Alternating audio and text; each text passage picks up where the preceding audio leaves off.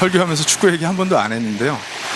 이야, 진짜 오늘 뭐 어마어마한 경기를 다 보셨을 거라고 생각하는데, 저는 뭐 그건 다 차치하고 이 경기들을 제가 다 보지는 못했지만 적어도 제가 봤던 경기들을 이제 생각하면서 이런 그 뭐라 그럴까요? 은혜 아닌 은혜가 좀 있었습니다. 뭐냐면 경기가 끝나고 뭐 대한민국 대표팀도 그랬지만 너무 그 감정이 북받쳐서 이렇게 다 울잖아요, 그렇죠? 눈물을 펑펑 쏟으면서 대성통곡하거나 뭐 기쁨의 눈물을 흘리거나 그러는 모습들을 보면서 이제 뭐 오늘 경기도 그랬지만 저들이 저 순간에는 너무 행복하겠다 하는 생각이 들더라고요. 물론 이긴 분들이 뭐 물론 더 행복하지만 꼭 울어서만 행복한 것이 아니라 어떤 한 경기에 그 정도로 모든 열정을 다 쏟아부어서 정말 다 쏟아부어서 경기를 치렀기 때문에 밀려오는 그 감정이 있잖아요. 무언가에 저 정도로 열정을 내볼 수 있는 건 너무 행복한 거다, 그런 생각이 들더라고요. 여러분, 마지막으로 여러분이 정말 삶을 다 쏟아서 열정을 다 쏟았기 때문에 이 울음이 터져 나왔던 적이 언제셨습니까? 저는 잘 기억이 안 나요. 우리가 하나님 나라를 바라보면서 그런 열정이 있고 그것 때문에 눈물이 터져 나온다면 그건 너무 행복할 것 같다는 생각이 그 축구 경기들을 보면서 있었습니다. 여러분, 우리에게 그런 감격을 주실 만한 분이 우리 가운데로 오셨죠. 대강절 이제 넷째 주일을 우리가 맞이하고 있는데 2022년도가 이제 2주 남았습니다. 한 해가 다 저물어 가고 있는데 여러분 어떠세요? 한 해를 열정적으로 사셨습니까? 열정적으로 모든 걸 다 쏟아부어서 살았기 때문에 감정이 북받쳐 울음이 터질 정도의 삶을 사셨는지 모르겠어요. 사는 거 참 쉽지 않죠. 참 쉽지 않습니다. 그냥 사는 것도 참 쉽지 않은데 이민자로 사는 거 더 쉽지 않은 것 같습니다. 왜냐하면 이민자들에게는 설령 여기서 태어났다고 해도 그 가정 문화를 통해서 내 주변 환경을 통해서 경험한 그 소수자, 마이너리티 정체성이 우리 삶을 졸졸졸 쫓아다니면서 우리 마음을 어렵게 하는 그런 이유들이 있어요. 이민 오신 좀 오래되신 분들이나 아니면 갓 이민 오신 분들이 계실지라도 그런 어려움들이 다 있으실 거라고 생각합니다. 특별히 이제 팬데믹을 지나오면서 많은 부분에서 그 이유들이 각각 다를지는 몰라도 우리가 되게 예민해졌습니다. 상당히 예민해져서 그 마음들을 추스리느라 뭐 가정을 돌보기도 하고 직장 생활을 하기도 하고 또 일상을 꾸려나가는 과정 중에 그 예민함 때문에 경험했던 상처나 아픔들 뭐 이런 것들도 있었기 때문에 올해는 정말 힘든 분들이 많았던 것 같습니다. 많이 지쳐있는 분들이 계실 것 같고 위로가 필요할 거라고 생각합니다. 크리스마스는 우리에게 위로죠. 그렇죠? 하나님께서 우리를 위로하시기 위해서 하나님의 아들을 보내신 것을 기뻐하고 기념하는 절기가 바로 이 대강절기인데 오늘 이 넷째 주 예배를 드리면서 우리에게 꼭 필요한 이 위로를 하나님 말씀을 통해서 한번 발견해 보기를 원합니다. 이사야서 40장 말씀을 함께 살펴볼 텐데요. 이사야서는 이제 1장부터 39장까지가 전반부라고 볼 수 있는데 1장부터 39장까지의 말씀은 많은 의미에서 심판과 경계의 말씀들이 주로 기록이 되어 있고 40장부터 66장까지의 말씀에는 주로 위로와 소망의 말씀이 기록이 되어 있습니다. 우리가 오늘 살펴볼 40장 말씀은 그 위로와 소망의 말씀 전체의 서두를 알리는 그런 본문이거든요. 그래서 이 말씀을 통해서 우리가 하나님이 주시는 위로를 좀 받았으면 좋겠습니다. 이사야 40장 1절부터 11절까지 제가 먼저 한번 읽어드리고 말씀을 살펴보도록 하겠습니다. 너희는 위로하여라. 나의 백성을 위로하여라. 너희의 하나님께서 말씀하신다. 예루살렘 주민을 격려하고 그들에게 일러주어라. 이제 복역 기간이 끝나고 죄에 대한 형벌도 다 받고 지은 죄에 비하여 갑절의 벌을 주님에게서 받았다고 외쳐라. 한 소리가 외친다. 광야에 주님께서 오실 길을 닦아라. 사막에 우리의 하나님께서 오실 큰 길을 곧게 내어라. 모든 계곡은 메우고 산과 언덕은 깎아내리고 거친 길은 평탄하게 하고 험한 곳은 평지로 만들어라. 주님의 영광이 나타날 것이니 모든 사람이 그것을 함께 볼 것이다. 이것은 주님께서 친히 하신 약속하신 것이다. 한 소리가 외친다. 너는 외쳐라. 그래서 내가 무엇이라고 외쳐야 합니까? 하고 물었다. 모든 육체는 풀이요 그의 모든 아름다움은 들의 꽃과 같을 뿐이다. 주님께서 그 위에 입김을 부시면 풀은 마르고 꽃은 시든다. 그렇다. 이 백성은 풀에 지나지 않는다. 풀은 마르고 꽃은 시드나 우리 하나님의 말씀은 영원히 서 있다. 좋은 소식을 전하는 시온아 어서 높은 산으로 올라가거라. 아름다운 소식을 전하는 예루살렘아 너의 목소리를 힘껏 높여라. 두려워하지 말고 소리를 높여라. 유다의 성읍들에게 여기에 너희의 하나님이 계신다 하고 말하여라. 만군의 주 하나님께서 오신다. 그가 권세를 잡고 친히 다스리실 것이다. 보아라, 그가 백성에게 주실 상급을 가지고 오신다. 백성에게 주실 보상을 가지고 오신다.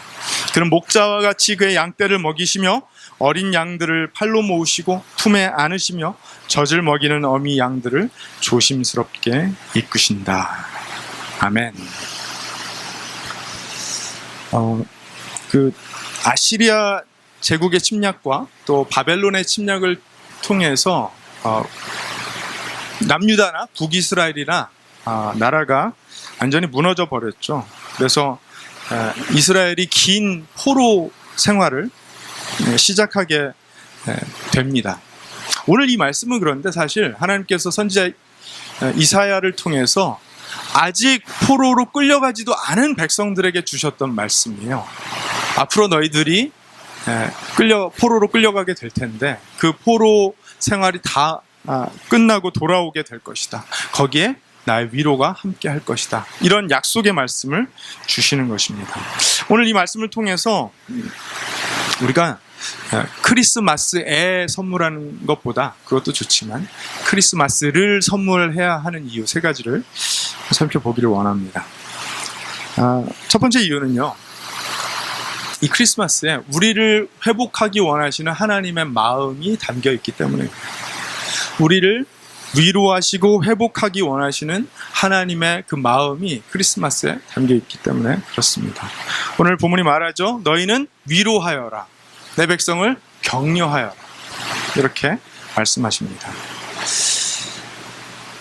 이사야 선지자를 통해 이 말씀이 들린 후에 오래지 않아 이스라엘은 자신들이 지었던 죄의 대가를 치르기 위하여 이제 포로로 끌려가서 길고 긴 포로 생활을 하게 되는데, 그 포로 생활이 다 끝났을 때를 상상하면서 우리가 말씀을 들어보면 좋을 것 같아요. 어떨까요? 내 나라를 잃어버리고 남의 나라 땅에 끌려가서 민족적인 정체성을 빼앗기고 수모를 겪으며 치욕스럽게 노예 생활을 하는 것입니다. 인간 대접을 못 받는 것입니다. 이민자로 미국과 같은 곳에 살아가는 것도 쉽지 않은 일일 텐데, 온갖 폭력적인 횡포가 난무했었던 그 당시 그 아시리아나 바벨론의 포로로 끌려가서 사는 삶이 얼마나 고된 삶이었겠습니까? 그렇죠? 그럼 우리의 삶을 생각해 보면 사실 하루 일과만 다 마치고 나도 집에 잠깐이라도 편하게 내가 원하는 자리에 앉아서 내가 원하는 거 먹거나 내가 원하는 음악을 듣거나 하면서 잠시 쉬는 것도 얼마나 우리에게 큰 안도를 가져다 줍니까? 그런데 그 길고 긴 포로 생활을 다 마치고 드디어 자기들의 고향으로 돌아오게 될 백성들의 그 마음에는 얼마나 더 큰 안도가 있었겠습니까? 근데 우리가 그 현실을 한번 생각을 해보면요, 바벨론 포로 생활하는 동안에 그 포로로 끌려갔던 1세대들은 많이 죽었을 거예요. 수명이 그렇게 긴 시절도 아니었기 때문에 끌려갔던 1세대들이 죽고 거기에 부모 손 잡고 따라갔던 1.5세들이나 아니면 그 자리에서 태어난 2세들, 3세들이 이제 다시 자신들의 땅으로 돌아오게 되는 그런 상황인데 어땠을까요? 개개인이 경험한 그 포로 생활에 여러 가지 어려움들도 있었겠지만 민족적으로 경험했던 그 수치와 모멸감, 절망과 낙심, 그걸 그대로 가지고 아마 돌아오고 있었을 거예요. 복잡한 마음들. 그렇죠? 온갖 상처로 얼룩진 그런 마음들을 다 가지고 자신들의 고향으로 돌아오고 있었을 것입니다. 이제 그 시절을 온전히 뒤로 하고 하나님께서 선택하셔서 사용하시는 민족으로서의 정체성, 하나님의 영광을 드러내야 되는 그 민족적 자긍심과 정체성을 회복할 날이 온 것입니다. 다시 성전을 재건해서 예배 공동체로서의 삶을 회복할 그 날이 온 것입니다. 그런데 하나님의 위로가 만약에 그 자리에 함께 하시지 않는다면 그들이 자신들의 결단과 의지만으로 그 정체성, 그 마음들이 회복이 온전히 될까요? 포로 생활하는 동안에 가지고 살았던 그 온갖 상처와 아픔들 때문에 자신들의 땅으로 돌아와서도 아마 서로에게 상처 주고 쉽게 상처받고 아파하고 뭔가 틀을 마련하지 못하고 온전히 회복되지 못하는 그런 삶들이 이어질 수밖에 없었을 것입니다. 그래서 선지자 이사야가 이렇게 외치는 거예요. 광야에 3절, 주님께서 오실 길을 닦아라. 광야에 주님께서 오실 길을 닦아라. 사막에 우리 하나님께서 오실 큰 길을 곧게 내어라. 백성들이 자신들의 땅으로 돌아오고 있었지만 그 백성들을 위하여 선포되는 말씀은 뭐냐면 하나님께서 당신들과 함께 하실 것이기 때문에 하나님 오시는 그 길을 예비해야 된다. 이렇게 말씀하고 있는 것입니다. 하나님께서 다시 그들 가운데 임재하실 그 날을 위하여서 주님 오실 길을 예비하기 위하여 길을 곧게 하고 크게 해야 된다라고 명령합니다. 길을 갈고 닦아야 된다. 이렇게 말씀합니다. 이게 도대체 무슨 의미일까? 이사야가 조금 더 설명을 하는데요. 4절 말씀을 보니까 모든 계곡은 메우고 산과 언덕은 깎아내리고 거친 길은 평탄하게 하고 험한 곳은 평지로 만들어라. 마음이 낙심되어서 낙담되어서 텅 비어버린 계곡은 메꿔서 채우고, 그리고 교만 때문에 산처럼 언덕처럼 높이 솟은 마음들은 좀 깎아내리고, 그리고 거친 길 평탄하게 하고 험한 곳은 평지로 만들라고 이야기합니다. 이것이 실제로 하나님께서 물리적인 길을 뚜벅뚜벅 걸어 오실 것이기 때문에 실제 길을 만들라는 말씀은 아니죠. 하나님은 백성들에게 임하실 때 그들의 마음에 임하십니다. 즉 백성들이 왕 되신 그분을 맞이할 마음의 대로를 만들어야 되는 거예요. 그 마음이 온갖 상처와 아픔들로 얼룩져서 텅 비어버렸다면 그 텅 빈 곳이 채워져야 되는 것이고, 교만에서 올라갔다면 깎아내려져야 돼요.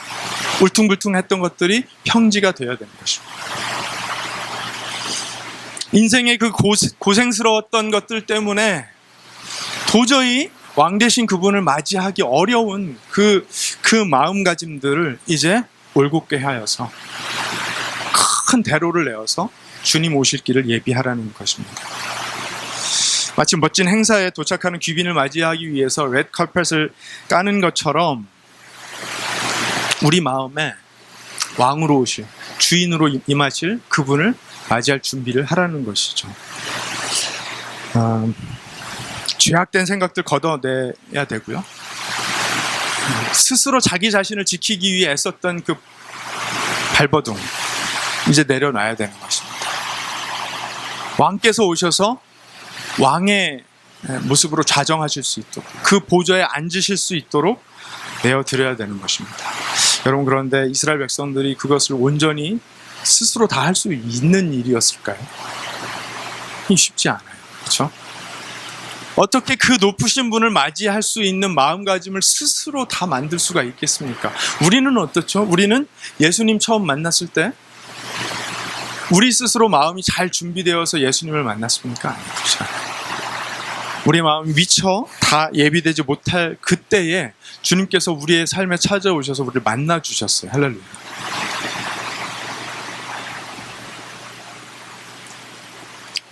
마음이 낮아져서 낙심되고 위축되어 있는 사람, 그 사람의 마음을 일으켜 세워주신 분이 주님이십니다. 자칫 교만해져서 높아져 있던 그 마음 다듬어 주셔서 하나님 앞에 겸손할 수 있도록 도와주신 분이 주님이세요.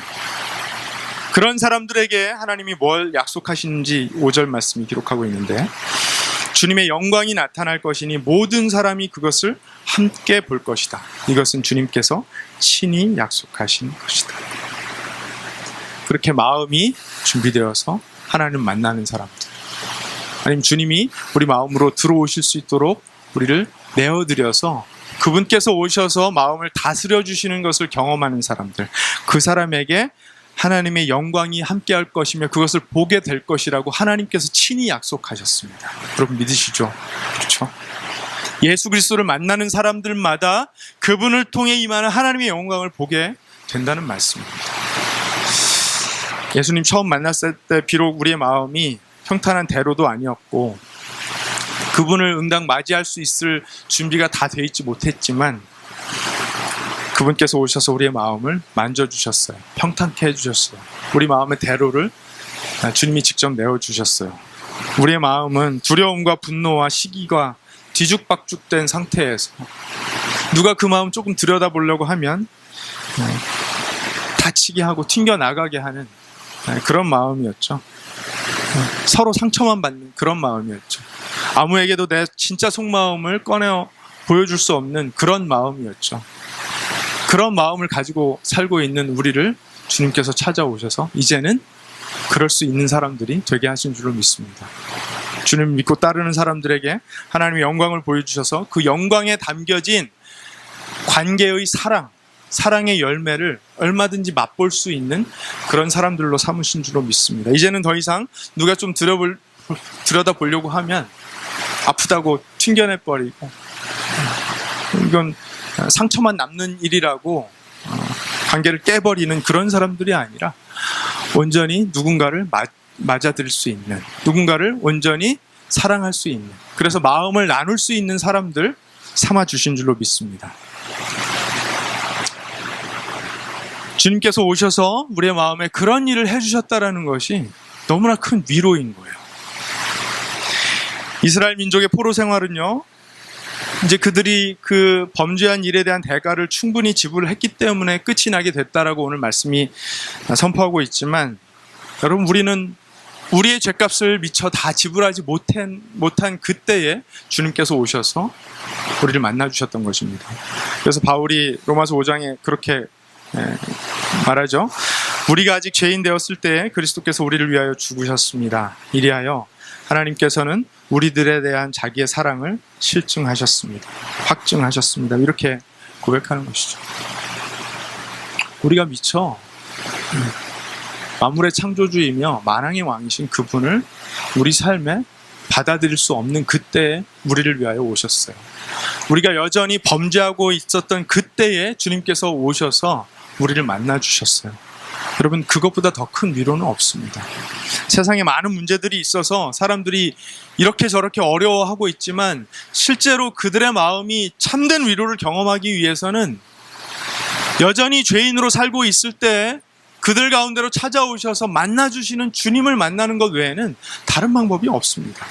크리스마스는 바로 우리에게 그것을 선포해 주죠. 우리가 여전히 죄인으로 살고 있을 때 그분께서 우리 가운데로 우리의 모습으로 오셨다라는 것을 우리에게 선포합니다. 점점 우리의 마음에도 대로가 건설되는 것을 경험하게 되죠. 보기 싫게 울룩불룩 튀어나와 있던 것들이 깎이게 되고 여기저기 패여서 구멍난 것처럼 비었던 곳이 하나님 사랑으로 채워지는 것을 경험하게 됩니다. 그건 경험하셨죠? 네. 여러분의 마음이 채워지는 것을 경험하셨죠. 우리는 할 수 없었던 그 일을 주님께서 해주신 것입니다. 사랑하는 여러분, 크리스마스 왜 우리에게 위로일까요? 그 깎아지른 계곡과 높은 줄 모르고 솟은 산봉우리들 때문에 우리의 마음이 늘상 천국과 지옥을 왔다 갔다 하면서 살고 있었는데 그 혼미한 상태에서 벗어날 수가 없었는데 이 크리스마스에 주님께서 우리 가운데로 오셔서 그 상한 마음들을 위로하여 주시고 회복시켜 주셨기 때문이랄 거예요. 하나님께서 우리를 사랑하시기 때문에 아들을 이 땅에 보내셨다라는 그 사실 자체가 굉장한 위로가 되지만, 오늘 말씀을 보니까요, 왕이 오는데 상급을 들고 보상을 들고 오신다라고 이야기해요.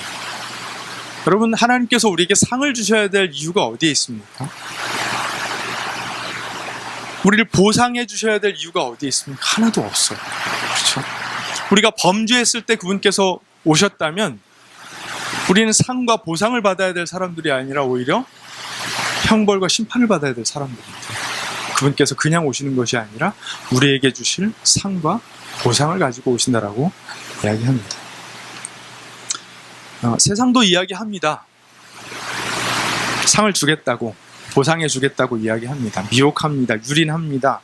어떤 때는 폭력적으로 다가와서 억울한 일, 비통한 일, 화나는 일들을 우리 삶에 쏟아 부어 가며 협박할 때도 있습니다. 나를 따라와야 된다고, 나를 신뢰해야 된다고, 나를 추구해야 된다고 세상도 이야기합니다. 어떤 때는 마음의 흡족함을 줄 것 같이 하면서 욕심과 집착을 부추깁니다. 절대로 만족감을 줄 수도 없으면서 끝도 없는 그 만족감, 그것 찾아 헤매도록 우리를 유혹합니다. 상을 줄 것처럼, 보상을 줄 것처럼 합니다. 그러나 우리는 알죠. 세상에는 참된 상도 참된 보상도 없다라는 것을 압니다. 근데 주님께서는 우리에게 오셔서 미혹하시거나 협박하시는 것이 아니라 아기의 모습으로, 우리와 같은 모습으로 이 땅에 오셔서 우리 삶을 더불어 살아주셨고요, 우리를 공감해 주셨고요, 동행해 주셨어요. 여러분, 세상에 그런 위로는 없습니다. 세상 그 어느 누구도 자신이 가지고 있는 모든 권리와 권세를 철저하게 부정하고 내려놓은 후에 오직 상대방의 유익만을 위해서 살아주는 존재, 죽어주는 존재는 없습니다. 세상에 어떤 부모도 그렇게 살 수 없습니다. 어떤 스승과 어떤 친구도 그렇게 살아주지 못합니다. 어떤 리더나 어떤 통치자도 그렇게 해주지 못합니다. 그런데 주님께서 오셔서 그렇게 해주셨어요. 그래서 크리스마스는요, 요즘처럼 지치고 낙심하고 불안해하는 모든 분들의 마음에 참된 위로를 줄 수 있는 유일한 선물이 되는 것입니다. 그래서 여러분, 크리스마스에 선물하는 것도 좋지만 크리스마스를 선물해야 합니다.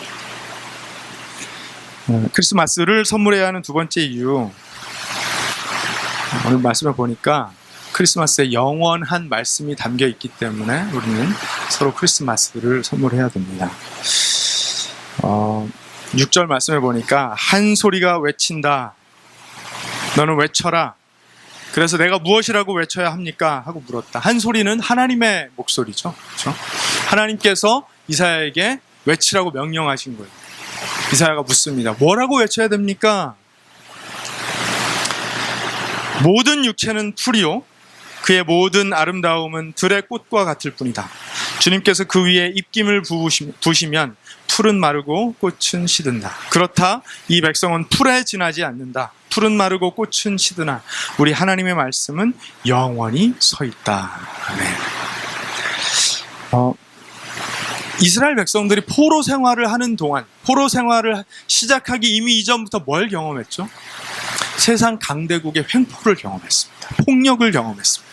그들의 무력을 경험했습니다. 포로로 살아가는 동안에 내내 그런 생각했을 거 아니에요. 아, 우리 민족도 아시리아, 페르시아, 바벨론처럼 힘이 있어야 우리 스스로를 지킬 수 있구나, 이거 생각했을 거 아닙니까? 그런데 그런 생각을 가득 가지고 살아가던 사람들이 자신들의 고향으로 돌아갈 때 하나님께서 이 말씀을 들려주시는 거예요. 목소리를 들려주시는 거예요. 세상의 영광, 세상의 권세, 강력한 국가의 힘, 대단한 것 같지만 그것은 하루 피었다 지는 들의 꽃과 같다. 주님께서 그 위에 입김을 부시면 그 풀은 금세 말라버리고 그 꽃은 시들어버린다. 너희들 여전히 그 영광을 위해서, 그 화려한 꽃을 피워보기 위해서 살 거니? 목소리 들려주시고, 너희들이 바벨론의 포로로 살았던 이유는 국가에 힘이 없어서가 아니라 나에게 불순종했기 때문에, 하나님의 말씀을 잃어버렸기 때문에, 잊었기 때문에, 그걸 기억하게 해주십니다. 세상 속에서 멋지고 화려하게 꽃 피워보기 위해서 하루하루 애쓰는 사람들에게 주님께서 오셔서 들려주시는 거예요. 주님의 목소리를 들려주시는 거예요. 설령 그렇게 해서 꽃이 핀다 해도 그건 하루 폈다가 지는 들의 꽃과 같다. 여러분, 우리도 그 목소리들 계속 듣지 않습니까? 지금 이제 전 세계 인구가 80억이라고 하는데 80억의 목소리가 세상에 존재하지 않습니까? 각각 무언가를 외쳐요. 이념을 외치고, 정치를 외치고, 경제를 외치고, 과학의 업적을 외치고, 예술을 외치고, 철학을 외치고, 연륜과 경험을 외치고, 젊음과 패기를 외칩니다.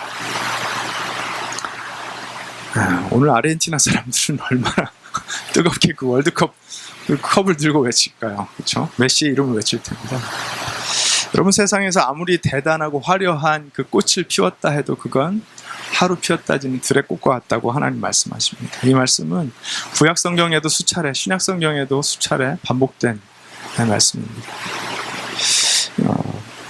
아마 자녀들을 두신 여러분들 다 경험해 보셨을 거예요.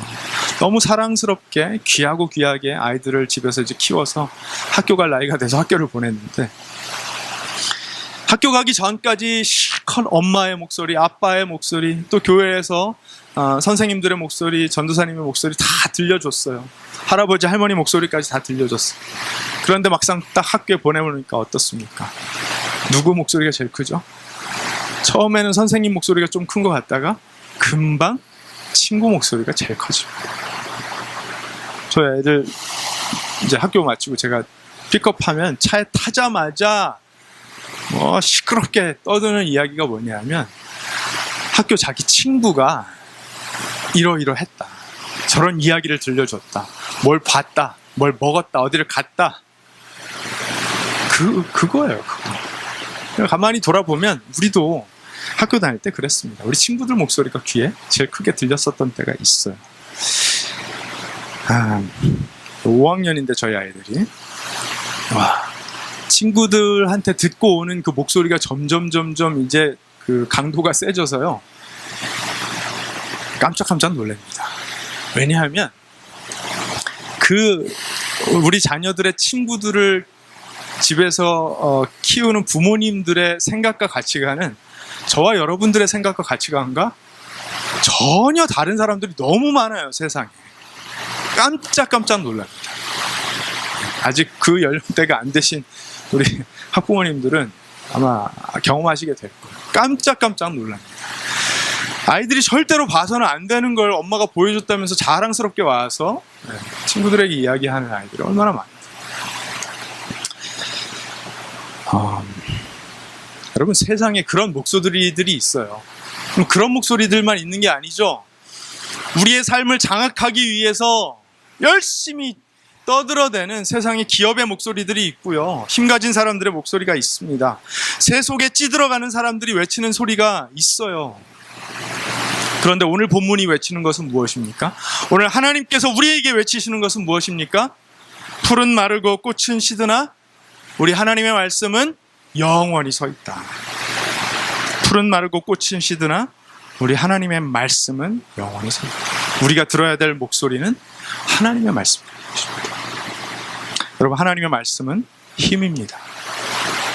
하나님의 말씀은 원리입니다. 비결입니다. 본질입니다. 하나님의 말씀은 하나님의 마음입니다. 하나님의 말씀은 하나님의 의중입니다. 하나님의 말씀은 하나님의 아젠다입니다. 요한복음 1장에 보니까 이런 말씀이 있죠. 태초에 말씀이 계셨다. 그 말씀은 하나님과 함께 계셨다. 그 말씀은 하나님이셨다. 그는 태초에 하나님과 함께 계셨다. 모든 것이 그로 말미암아 창조되었으니 그가 없이 창조된 것은 하나도 없다. 인류 역사 속에 패권을 잡았던 나라들이 있습니다. 이사야가 말씀을 기록할 당시에는 페르시아가, 그리고 이제 곧 바벨론이 패권을 잡게 될 것이었습니다.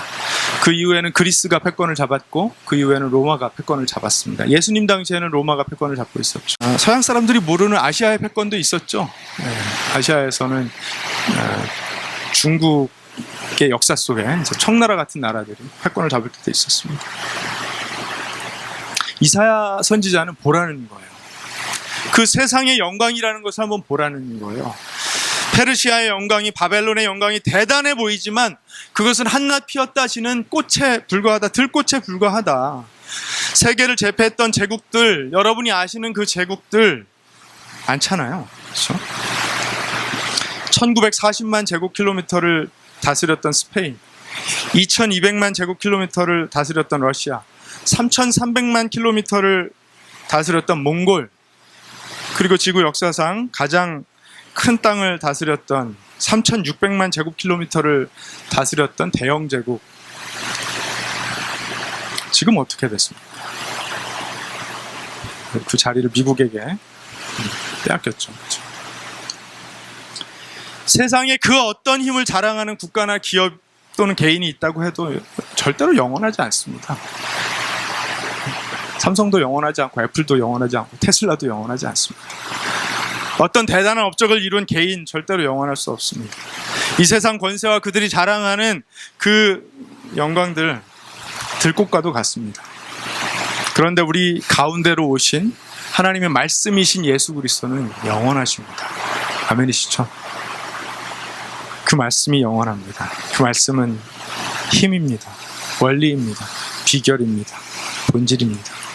말씀에 담긴 예수 그리스도의 지식, 주님의 방법, 주님의 방식이 세상의 그 강하다 하는 모든 것들을 넘어설 수 있는 초월적인 방법이며 영원한 방법입니다. 그 성품의 아름다움이 영원한 것이며 그 능력의 영광이 영원한 것입니다. 한 해를 열심히 꽃을 피워보기 위해서 달려온 분들 계실지도 몰라요. 그래서 더 지치신 분들이 계실지도 몰라요. 크리스마스가 우리에게 위로가 되는 것은요, 그 세속적인 영광, 세상의 영광이 하루 폈다 지는 들꽃이라는 것을 분명하게 보여주면서 진짜 꽃이 어디에 있는지를 우리에게 보여주기 때문에 그렇습니다. 진짜 영광이 어디에 있는지 보여주기 때문에 우리에게 임하신 하나님의 말씀, 우리의 삶을 이끌어가고 우리의 삶을 영원히 다스릴 그 하나님의 말씀이 우리에게 주어졌기 때문에 그것이 우리가 외쳐야 될 우리의 자랑거리라는 것을 보여주는 절기가 크리스마스입니다. 자랑거리 하나 만들고 싶어서 인생을 소진한 사람들, 그것이 진짜 영광이라고, 그것이 참된 아름다움이라고 추구하며 살았던 사람들에게 진짜 자랑할 만한 거 하나 주시는 거예요. 말씀 대신 예수 그리스도의 이름, 이제는 자랑해도 된다고 우리에게 자랑거리, 외칠거리를 주신 것입니다. 더 이상 외칠거리를 찾아 헤맬 필요가 없게 된 것입니다. 크리스마스가 우리에게 임했기 때문입니다. 만약에 크리스마스가 없었다면 우리는 끝도 없이 그 자랑거리 하나 만들기 위해서 피곤하고 공고하게 삶을 살 수밖에 없었을 거예요. 무엇 하나 찾았다고 생각되면 금방 기분이 좋아졌다가 그것이 사라졌다고 생각하면 금방 우울해지는 그런 삶을 살 수밖에 없었을 것입니다. 여러분, 그런데 신앙생활은 그런 게 아니죠. 그렇죠?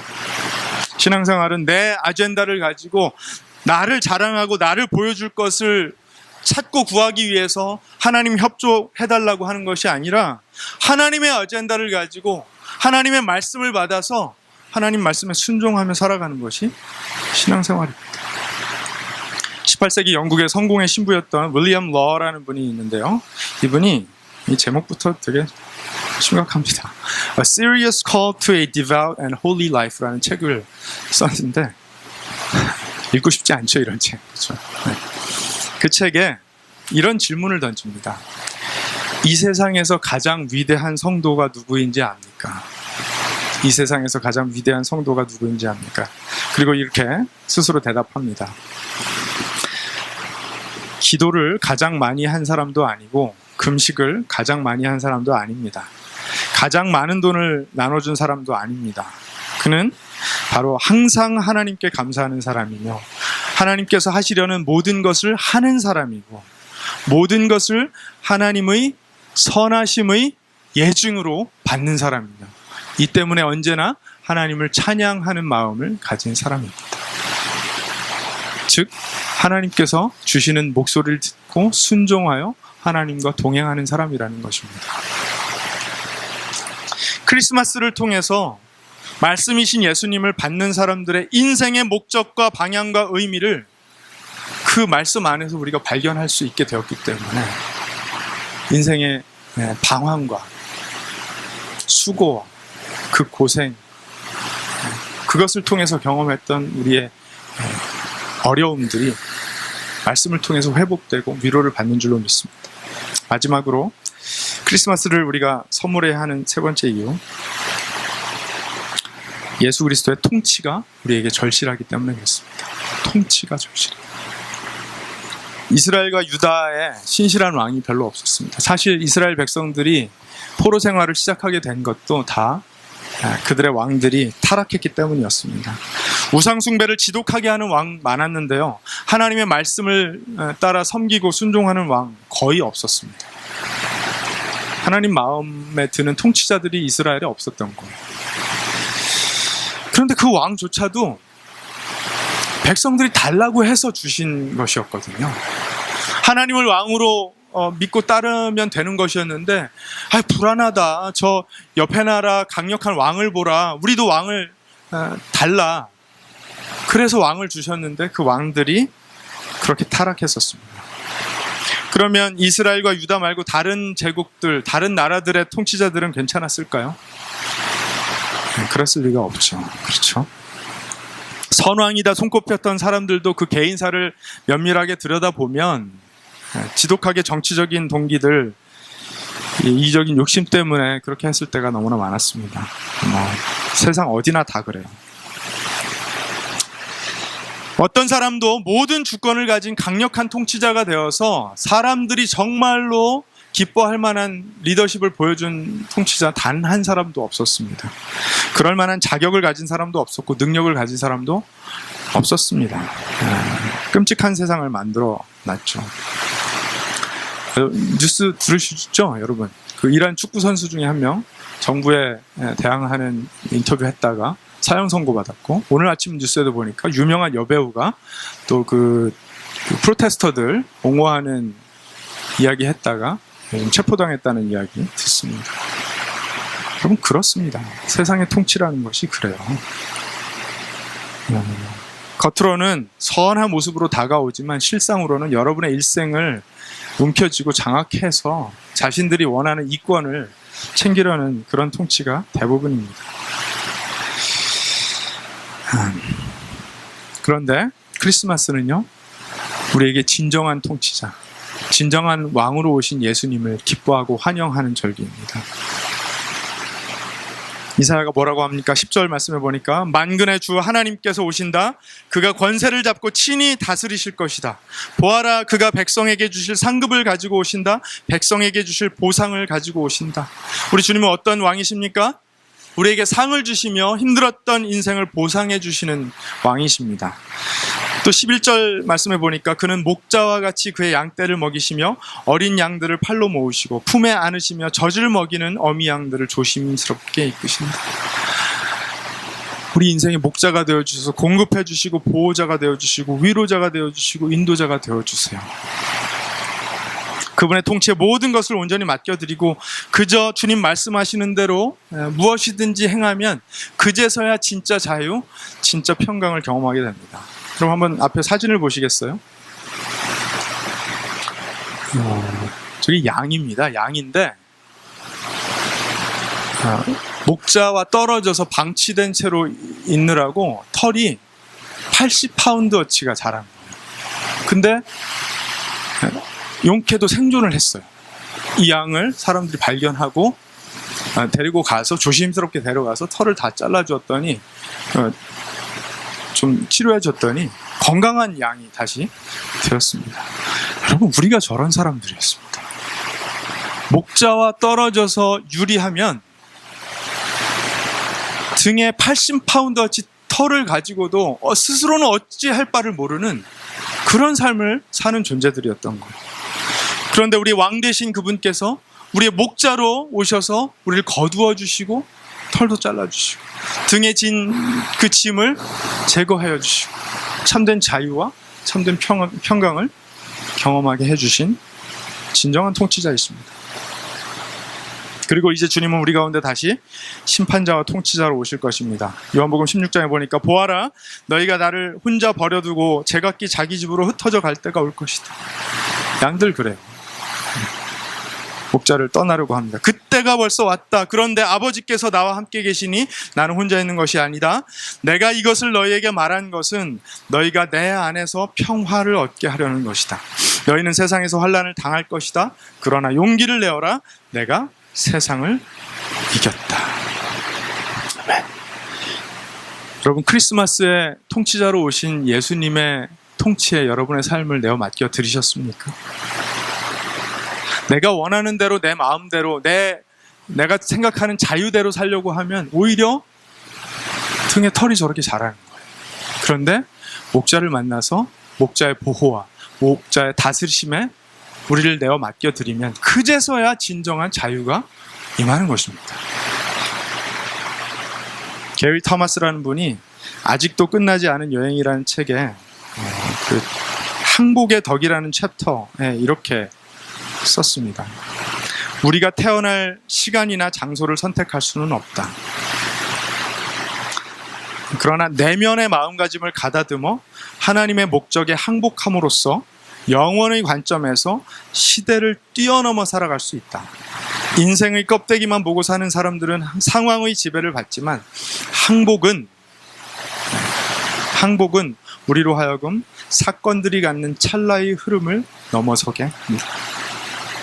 하나님께 온전히 항복한 사람들만이 환경이나 시대를 초월한 진짜 평강을 누릴 수 있고 참된 능력을 누리면서 살아간다는 말씀이죠. 그러면서 빌립보서 4장에 바울이 기록한 고백을 언급하는데요. 나는 비천하게 살 줄도 알고 풍족하게 살 줄도 압니다. 배부르거나 굶주리거나 풍족하거나 궁핍하거나 그 어떤 경우에도 적응할 수 있는 비결을 배웠습니다. 나에게 능력을 주시는 분 안에서 나는 모든 것을 할 수 있습니다. 게리 토마스가 한 이야기와 바울의 고백을 이어서 보면 어떻게 결론 지을 수 있습니까? 그리스도의 통치에 항복해서 나를 내어드리면 그때서야 비로소 상황을 초월하여 존재의 목적대로 살아가는 능력을 경험할 수 있게 된다는 거죠. 그 이전까지는 안 된다는 거예요. 여러분, 세상의 통치는 우리 한 사람 한 사람을 일일이 배려하지 못합니다. 하지만 하나님은 다르세요. 하나님은 모든 것을 하실 수 있을 뿐만 아니라 우리 각 사람을 돌아보시는 하나님이십니다. 각 사람의 마음에 그 어려움들을 다 아시는 하나님이세요. 그 많은 사람들의 구구절절한 삶과 그 역사 전체에 깊숙이 개입하셔서 모든 사람들의 마음을 다스리시고 배려하시는 그 손길을 우리는 경험하게 된다는 것입니다.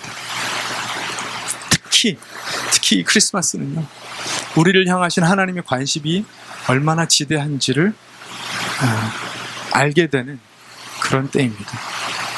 그 집요한 사랑이 그 정점으로 향하고 있다는 것을 우리에게 보여주는 전조가 되는 것이 크리스마스입니다. 십자가의 구원과 부활의 소망이라는 클라이맥스로 향해 가는 그 이야기가 본격적으로 시작된 지점이 바로 크리스마스입니다. 우리 각 사람을 그렇게 사랑하시는 하나님의 직접적인 통치가 시작된다는 것을 알려주는 사건이 바로 크리스마스입니다. 여러분, 엄청난 위로죠. 그렇죠? 세상의 그 어려운 일들 속에서 방황하며 지쳐있는 사람들이 정말로 필요로 하는 통치가 바로 그리스도의 통치입니다. 그분의 다스림을 받아야 참된 자유와 평강을 경험할 수 있는 것입니다. 그들에게 크리스마스를 선물해야 됩니다. 아시는 분은 아시지만 제가 운전 일을 이제 좀 아르바이트로 하는데, 지난주에 그 어떤 흑인분이 승객으로 탔습니다. 딱 봐도 이제 일을 나가시는 것 같더라고요. 근데 차에 타자마자 전화를 시작하는데 자기 어떤 친구와 막 시끄러운 목소리로 전화 통화를 하는데 그 사용하는 문장들이 막 비문이에요. 이렇게 문장이 잘 안 맞아요. 뭐 무슨 말을 하는지 정확하게 알아듣기도 어려워요. 그래서 처음에는 이민자인가 생각했다가 조금 들어보니까 이분이 그 정신적으로 지체 그 발달 장애가 있는, 그러니까 발달 장애가 있는 그런 분이시더라고요. 그런데 친구한테 전화해서 너 사랑하고 축복하니까 얼른 일어나서 일 가라고 전화해 주는 거예요. 그걸 제가 알아듣겠더라고요. 막 시끄럽게 통화를 한 후에 기뻐하면서 이제 본인이 일하는 직장에 제가 이제 내려드렸는데, 이분이 내리기 전에 저한테 메리 크리스마스 하면서 크리스마스 카드를 하나 줍니다. 그래서 제가 그걸 얼른 열어봤더니 거기에 사실은 정확하게 뭐라고 쓰였는지 다 알아보기 어려울 정도로 그렇더라고요. 그런데 분명하게 마지막에 메리 크리스마스, 메리 크리스마스 써있더라고요. 여러분, 우리가 크리스마스에 선물하는 거 좋습니다. 저 사랑하는 사람들에게 선물하는 거 좋습니다. 크리스마스 쇼핑 다 하셨습니까? 그런데 크리스마스에 선물하는 것보다 더 중요한 것은 크리스마스를 선물하는 것인 줄로 믿습니다. 크리스마스를 필요로 하고 있는 사람들이 너무 많아요. 크리스마스의 참된 의미를 들어야 될 사람들이 너무 많습니다. 우리 주님은요, 그렇게 이 땅에 오셨어요. 우리와 같은 모습으로 오셔서 그 위로를 필요로 하고 있는 사람들에게 그 곁을, 자기 옆을 내어주셨어요. 그래서 사람들이 그 곁으로 와서 그 위로의 메시지를 들을 수 있도록 해주셨어요. 누군가를 그렇게 위로하려면 그들을 위로할 수 있도록 내 옆자리를 좀 내어주어야 됩니다. 누군가에게 크리스마스의 참된 의미를 선물하려면 그렇게 내 곁을 내어주어야 됩니다. 인생의 크리스마스를 기다리는 누군가에게 다른 선물도 좋지만 크리스마스를 선물하시는 저와 여러분 되기를 주님의 이름으로 축원합니다. 기도하겠습니다.